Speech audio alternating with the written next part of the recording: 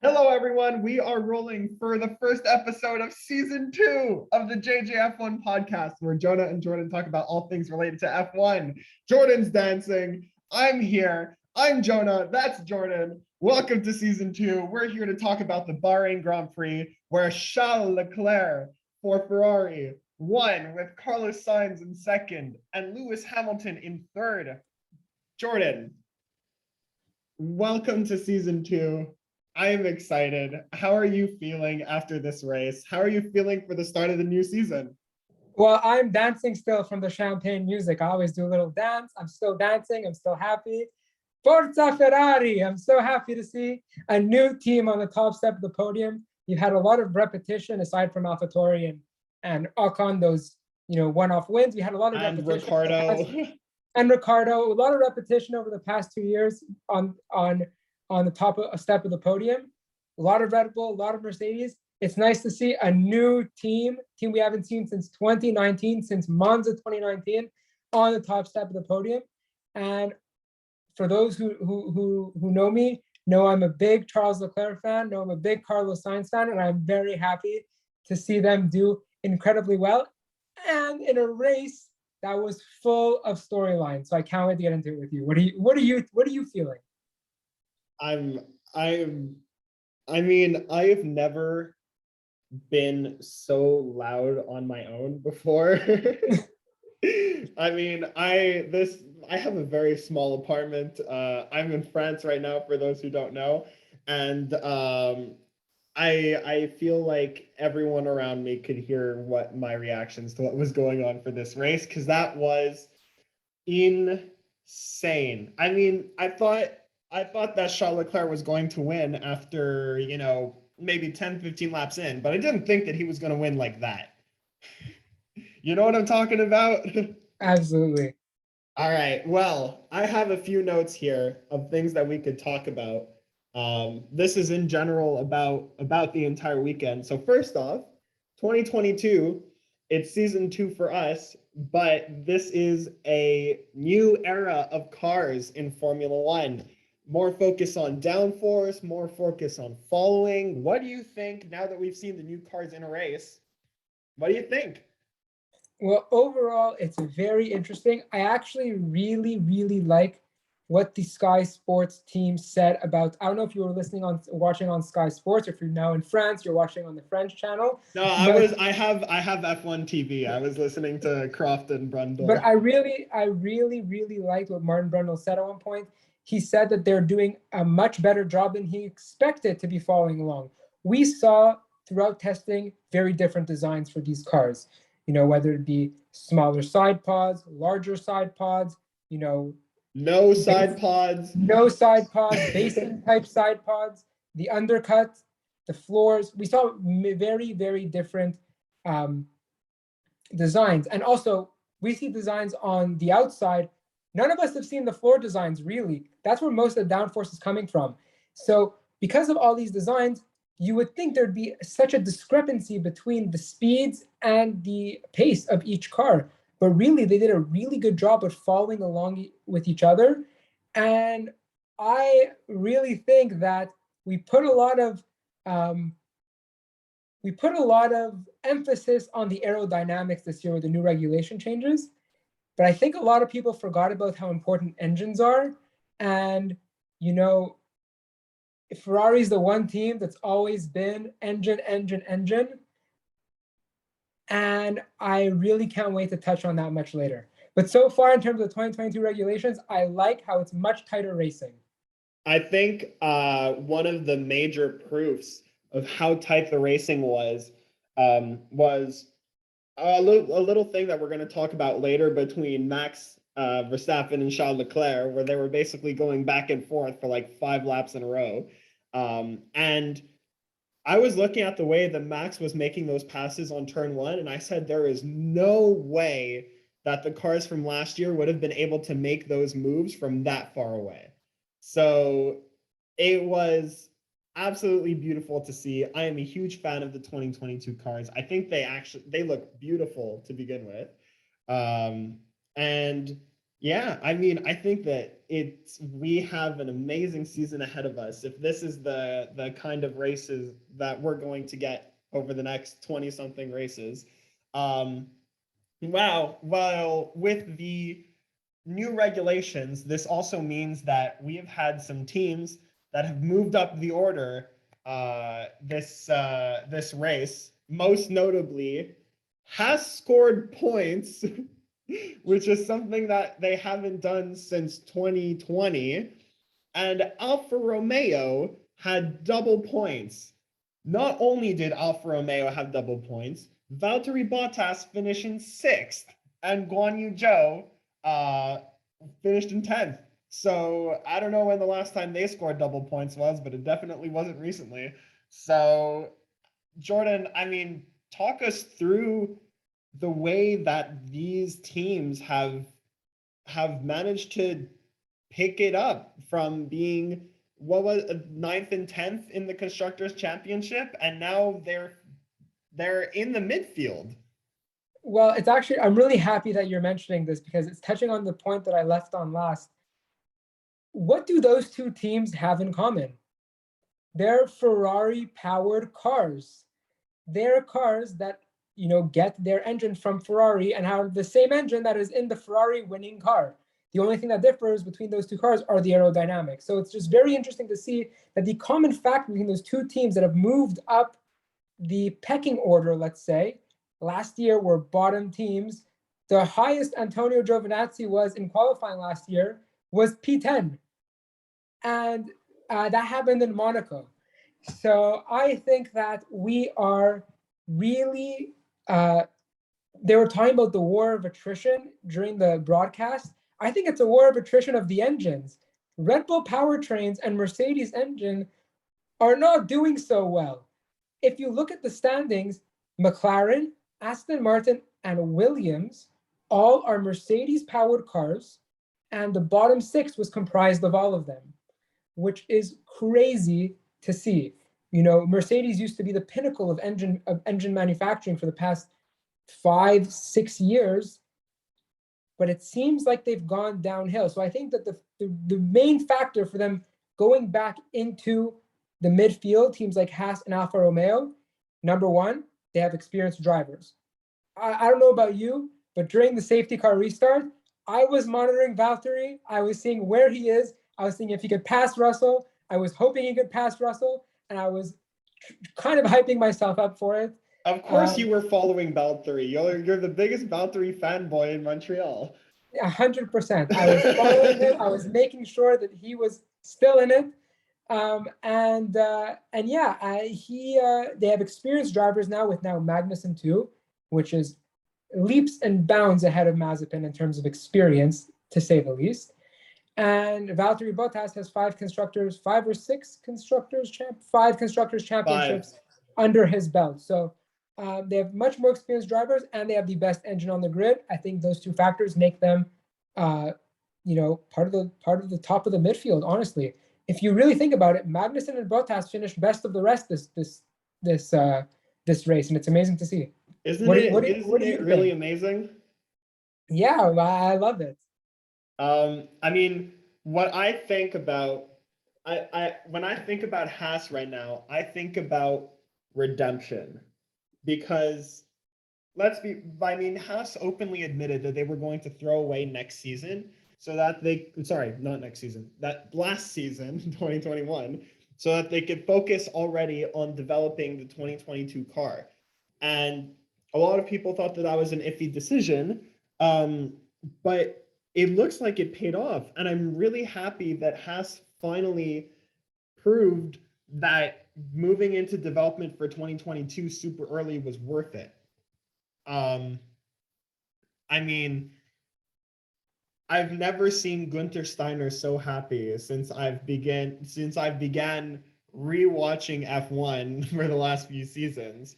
So I mean, it's great to see, because think of all the people that have worked at Haas for the last few years and all the fiascos that they've had with Mazepin, with Rich Energy, with not developing a car from the beginning of the year last year.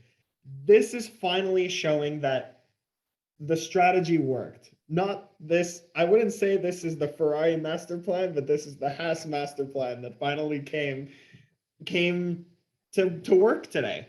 With Alfa Romeo, I mean, I was really shocked because if we look in my predictions for the 2022 season, I said in a sentence that Alfa Romeo was going to be dead last in the Constructors' Championship. So that definitely didn't end well for my prediction. But I think that it shows that experience works. I mean, Valtteri Bottas put in an amazing drive today. I mean, in qualifying, Valtteri Bottas and Kevin Magnussen outqualified George Russell. So it's a crazy thing to see with these new regulations, that you have these teams that have been focused on developing for this long finally come to light and show that they could fight in the midfield just as much as anyone else.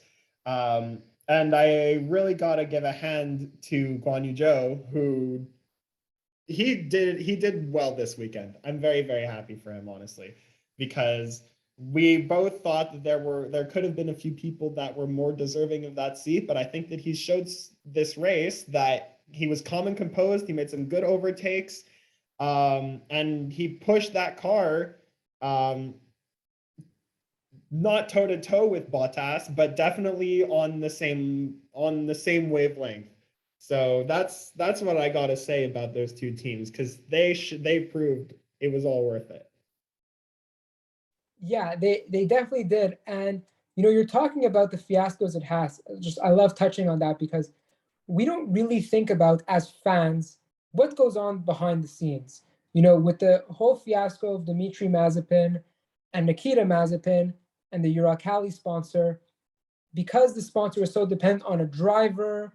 And again, I might be too much basing my information off Drive to Survive, but there were talks of Dmitry pulling out if they weren't gonna help Nikita do more fair racing compared to Mick, because they had speculations he had a faster car. And when those threats come about, when the Rich Energy fiasco comes about, you don't think about the jobs that are impacted. And these people who have jobs that have been going to school their entire lives, that have been training their entire lives to become engineers, to become mechanics, have families to feed and have families to support and have lives to lead. We don't think about these things as fans, and they're very important to think about. And I'm sure that today, seeing Kevin Magnussen come in seventh, this team working so hard and sacrificing so much, it must be a huge weight off their shoulder, and it must be a really big celebration, as if they got a podium. I think that Haas should definitely be celebrating right now, 100% throughout all the effort that they've made. One team that should most definitely be celebrating now is Ferrari. Double podium, 1-2, first win since Monza 2019. No, Singapore 2019 was the last win. What's going on in the Ferrari garage right now, Jordan? What's going on is they are reborn. The red team draws first blood. The fat side pods worked. The fat side pods worked. The tech side pods worked. It's great to see the most historic team in Formula One be back on the top step of the podium, and also a 1-2. In Singapore, you just mentioned, it was also a 1-2 their last one. I think it was Leclerc who was second place, and Vettel. It was Vettel Leclerc. Exactly, who won the race. So it's great to see them on tops of the podium. It's great to see that they have the engine that worked. They figure out the airflow with their large side pods to make that work as well. And they have two really talented drivers. I think they will have one of the young, in terms of a balance of young to experience, they have one of the most young and experienced driver lineups in the entire paddock. And I think that the balance that they've brought to their team is really good for them. And these new regulations have shown them that they can really make something happen and be contenders. It's kind of given them a new life, these regulations. And because they're a team that historically has focused on their engine development, I would say 90% of the time, 80% of the time, they kind of put away aerodynamics. And now for the first time, they're doing aerodynamics, but on top of that are still coming out with an amazing engine. So I think the balance between all those things is making them be true championship contenders, and they have a hungry driver in Leclerc and even hungrier driver in Carlos Sainz. So I'm really, really happy for them. And I think that this could be sustainable. I'm going to stick with my prediction that I think that Mercedes are going to end up coming out on top of the constructors, but I will say that Ferrari will be a very, very close second. I think it'll be a really hard-fought battle at the end. Right now, this looks like my prediction for Drivers and Constructors Championship is more realistic than yours.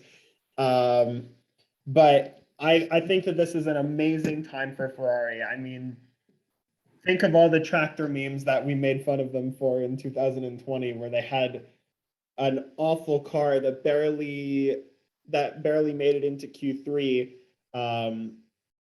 And at Ferrari, a winless season is considered a disappointment. Not just a podium, like even if you get podiums, it's a disappointment in Ferrari if you don't win. And now, after 2 seasons of no wins, they finally came back and put in a win. And I think it shows that, like you said, they've been focusing more on aero now because of that. For me, what I see is the wake-up call in 2020 that you can't just rely on an engine. So the combination of the wake-up call and the great drivers, I mean, I think it's definitely the most balanced driver lineup on the grid. I think if you look, for example, at Red Bull and Mercedes, you could kind of see which one is the number 1 driver, which one is the number 2 driver. I mean, definitely in Red Bull. Mercedes, we don't really know yet. But I think that at Ferrari, both drivers are getting an equal chance. And like Carlos Sainz said, if he finds that extra 10th a lap that Charles managed to find over the course of this race, then he'll be able to pull out a win next race. Like, who knows? So I think that having that great dynamic in the team, the wake-up call, everything, this is just the culmination of everything that's been great for Ferrari. So that's what I have to say about that. Meanwhile, who did they knock off? They knocked off Mercedes, and they managed to get away with the podium today. But I think that I wouldn't say they've been suffering the most, but I think McLaren definitely had an awful, awful, awful weekend.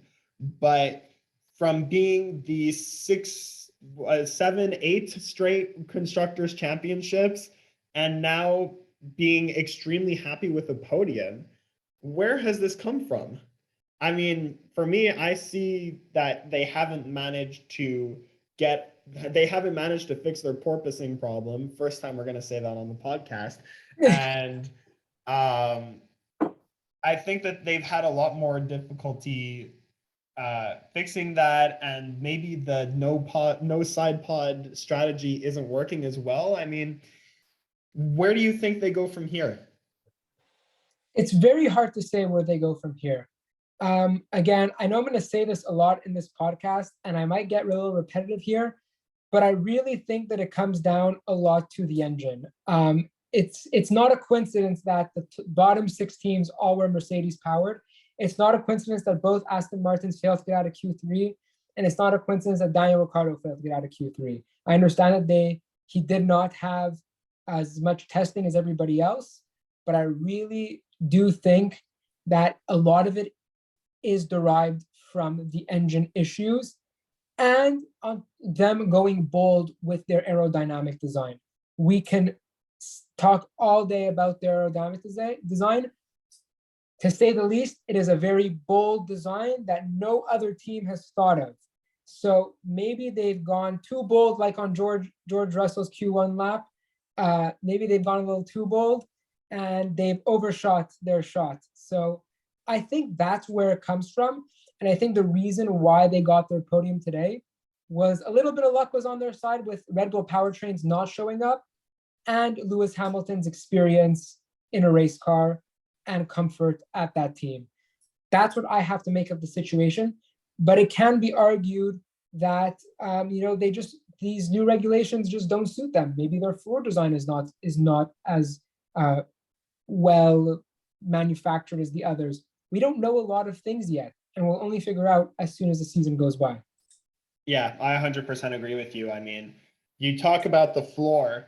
The floor is the main cause of what people are calling porpoising, which is basically down the straight. You have a problem with the downforce, so the car just ends up moving, jumping around. For those who aren't in the know-how, it's a big theme this year. Yeah, porpoising. I've never heard so many people in F1 say that. I don't even think I've heard the word porpoising before. Nor ever. have I. Exactly. So,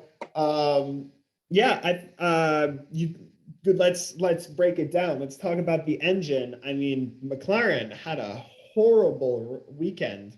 Had a horrible weekend this year. This week. I'm disappointed with Aston Martin's result as well, but I will give Lance credit. He did manage to make up 6 places and finish in 12th. I mean, he should be in the points. And also, Nico Hulkenberg managed to step in for Seb, and I mean, he didn't do well, but he still managed to step in for Seb.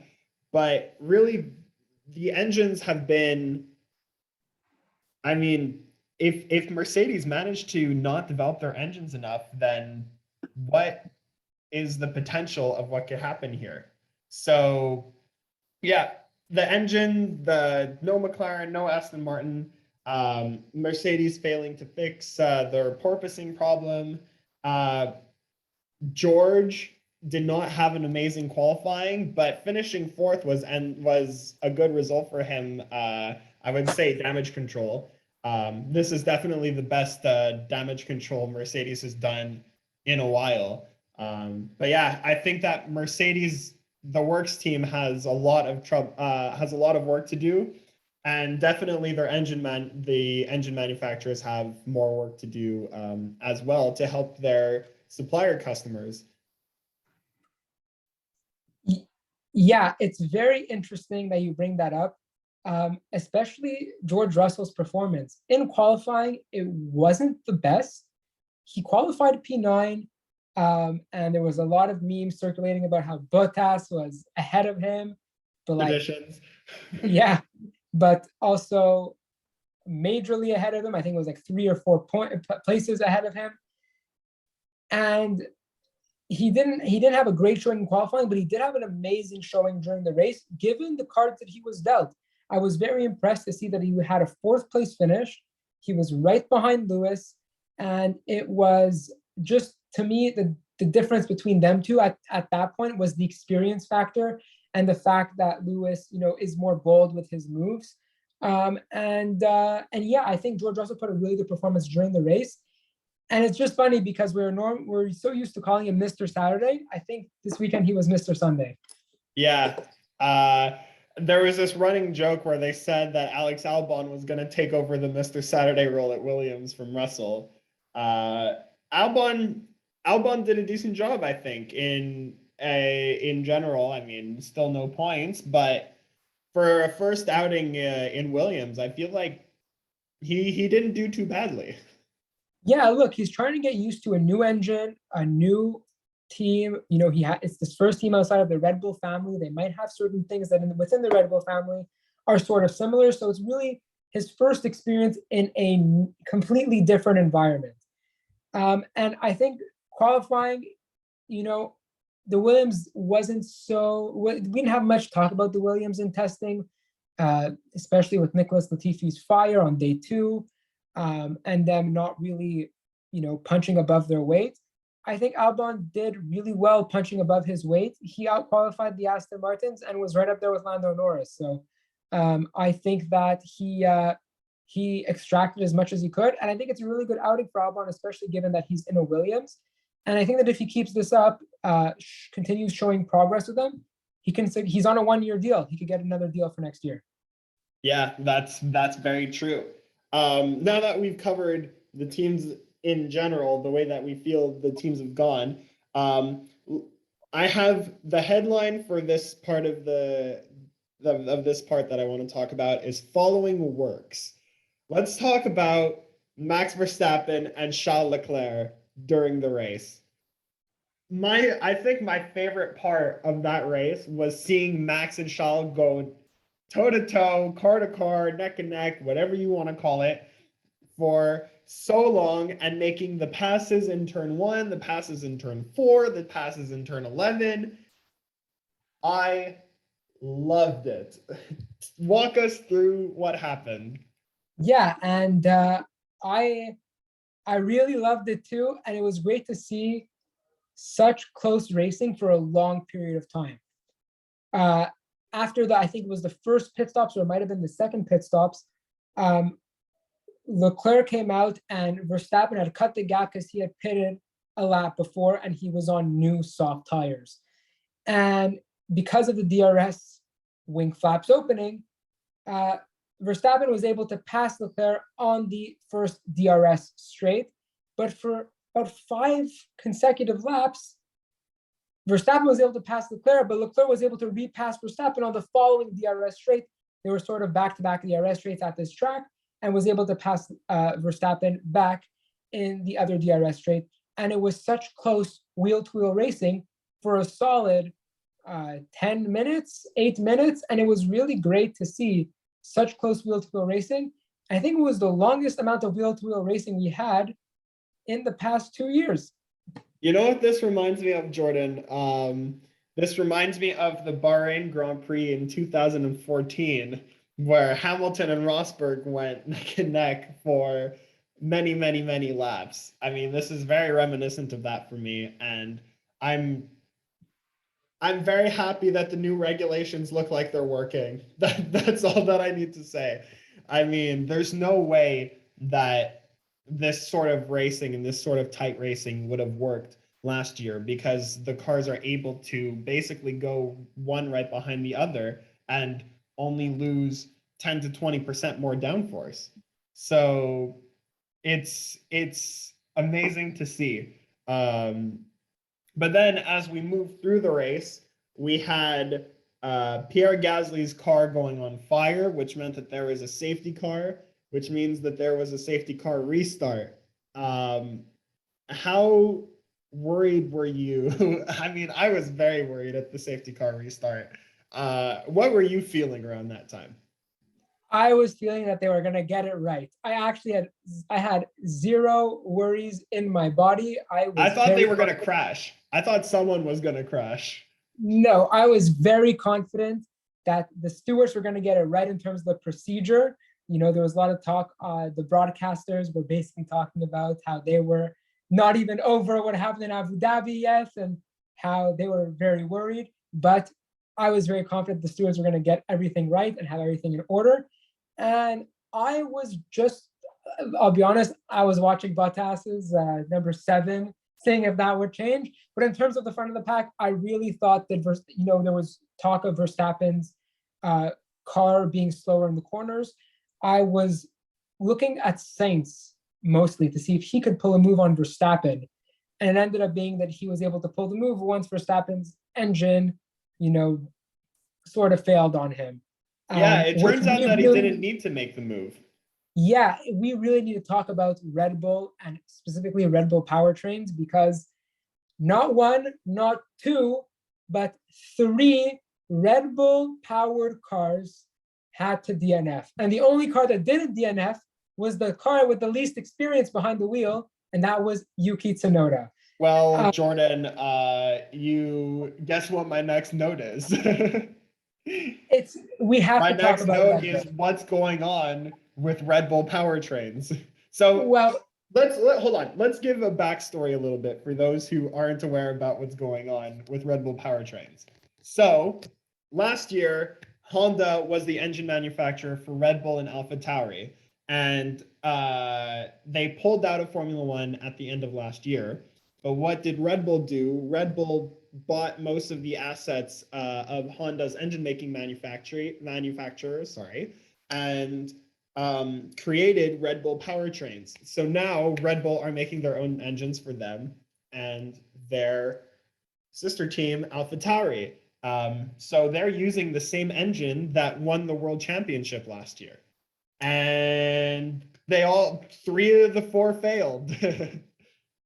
Yeah, it's very interesting because we at the beginning of testing we were saying maybe Alpine will have the reliability issues, but both Renault engines finished the race I think in the points. So that's something that Red Bull has not done. I think that it's going to be very interesting to see in 1 week time in Jeddah what comes of the engine, because Jeddah is a faster speed circuit. So the engine might be used more. It might be used more consistently. So it's going to be very interesting to see what happens in Jeddah. But yes, it's a problem. And if anything is going to impede Max Verstappen's championship hopes for this year, it's going to be his own engine. Yeah, this reminds me a lot of the early 2000s McLaren. I forget which season it was, but Kimi Räikkönen and David Coulthard had an amazing car when it was on the track. And the thing is that the car kept on breaking down, whether it be engine, whether it be suspension, whether it be computer problems. The car managed to break down very, very often. And because of that, they weren't able to put in a championship contending season. And if that's the way that it went for them, that's the way that it could go for Red Bull and AlphaTauri, is that when they finish the race, they could do well.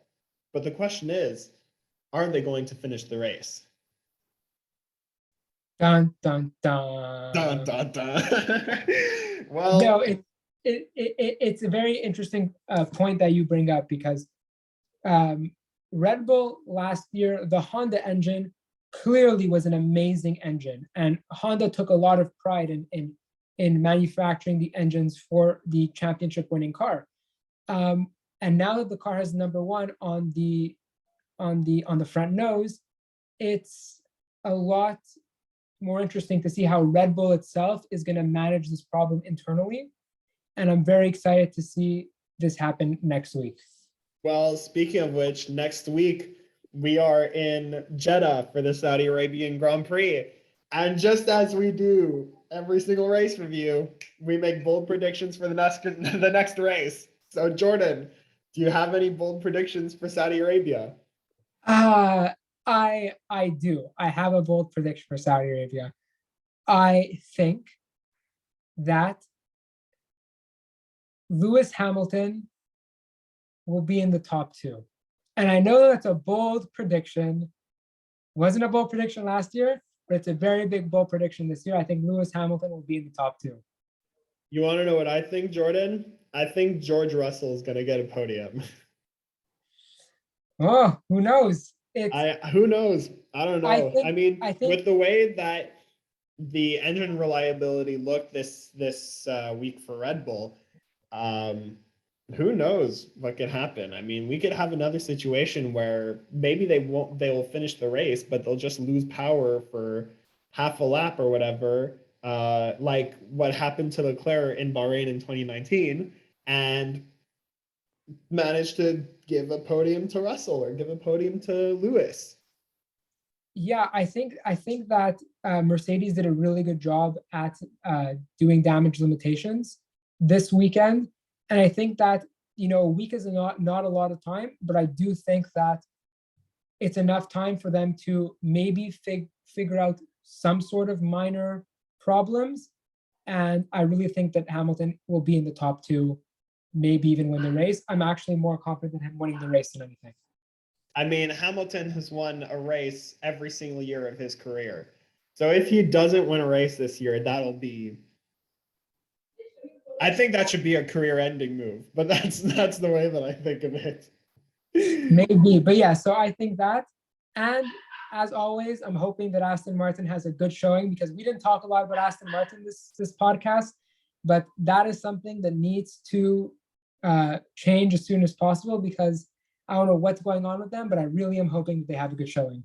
I hope that they have a good showing too. I mean, I hope that Seb comes back also. I mean, I was very happy to see Hulk back on the circuit, but it was in unfortunate circumstances that Vettel had COVID. So I hope that Vettel is okay. He gets the race, and you know, Lance making up 7 places. He ended up finishing P12.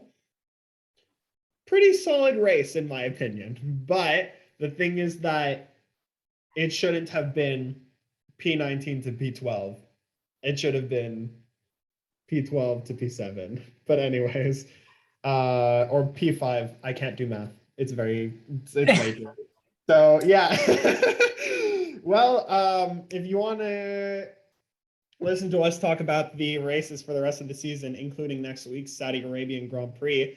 Actually, Jordan, I don't know if you know this, but I will be in London next week for the Saudi Arabian Grand Prix. But anyways, if you want to hear us talk about the rest of the races for the rest of the season, feel free to like our Instagram and follow us. Follow our Instagram page and like us on Facebook at the JJF1 podcast, and we will see you for the next episode. See ya. See ya.